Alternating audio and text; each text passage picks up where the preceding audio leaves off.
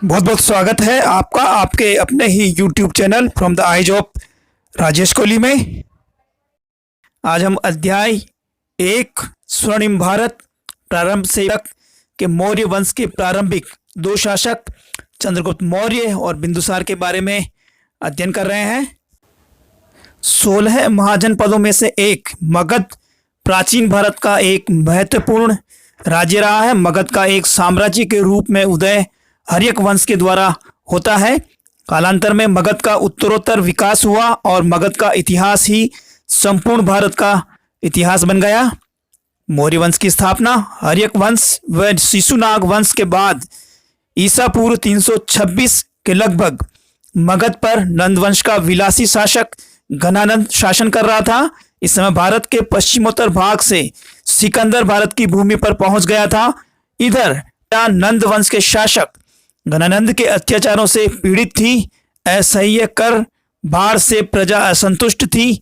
मगध को विदेशी आक्रमण से उत्पन्न संकट को दूर करने, उसे एक सूत्र में बांधने के लिए, वह चक्रवर्ती सम्राट के आदर्श को चरितार्थ करने के लिए कौटिल्य अथवा चाणक्य ने एक योग्य शिष्य चंद्रगुप्त को तैयार किया। इसी चंद्रगुप्त ने एक नवीन राजवंश मौर्य वंश की स्थापना की। चंद्रगुप्त मौर्य अपने गुरु नंद वंश के अंतिम शासक घनानंद को पराजित कर चंद्रगुप्त मौर्य मगध के राज सिंहासन पर बैठा। चंद्रगुप्त मौर्य ने व्यापक विजय अभियान करके प्रथम अखिल भारतीय साम्राज्य की स्थापना की। 305 ईसा पूर्व में उसने सिकंदर के पूर्वी प्रदेशों के उत्तराधिकारी सेल्यूकस निकेटर को पराजित किया। आपस में संधि होने के बाद सेल्यूकस ने चंद्रगुप्त से 500 हाथी लेकर बदले में उसे पूर्वी अफगानिस्तान, बलूचिस्तान और सिंधु नदी के पश्चिम का क्षेत्र दे दिए। सेल्यूकस ने अपनी पुत्री का विवाह भी चंद्रगुप्त से कर दिया और मेगस्थनीज को अपने राजदूत के रूप में उसके दरबार में भेजा। चंद्रगुप्त के विशाल साम्राज्य में काबुल, हेरात, कंधार, बलूचिस्तान, पंजाब, गंगा यमुना का मैदान, बिहार, बंगाल, गुजरात, विंध्य और कश्मीर के भूभाग सम्मिलित थे। तमिल ग्रंथ अहनानुरु और मुर्नानुरु से विदित होता है कि चंद्रगुप्त मौर्य ने दक्षिण भारत पर भी आक्रमण किया था। वृद्धावस्था में उसने भद्रबाहु से जैन धर्म की दीक्षा ली।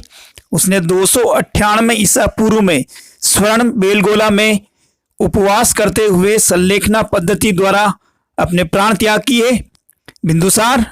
बिंदुसार चंद्रगुप्त मौर्य का पुत्र व उत्तराधिकारी था, जिसे यूनानी लेखक अमित्रोचैट्स कहते हैं। अमित्रोचैट्स अर्थात अमित्रघात, शत्रुओं को नष्ट करने वाला। बिंदुसार को वायु पुराण में भद्रशार तथा जैन ग्रंथों में सिंहसेन कहा गया है। उसने सुदूरवर्ती दक्षिण भारतीय क्षेत्रों को भी जीतकर अपने मगध साम्राज्य में सम्मिलित किया। बौद्ध ग्रंथ दिव्यदान के अनुसार बिंदुसार के शासनकाल में तक्षशिला में 2 विद्रोह हुए, जिसका दमन करने के लिए पहले अशोक और बाद में सुसीम को भेजा गया। बिंदुसार के राज दरबार में यूनानी शासक एंटियोकस प्रथम ने डायमेकस नामक व्यक्ति को राजदूत नियुक्त किया था। प्लिनी के अनुसार मिस्र नरेश फिलाडेल्फस ने डियानीसियस नामक मिस्री राजदूत को बिंदुसार के दरबार में भेजा।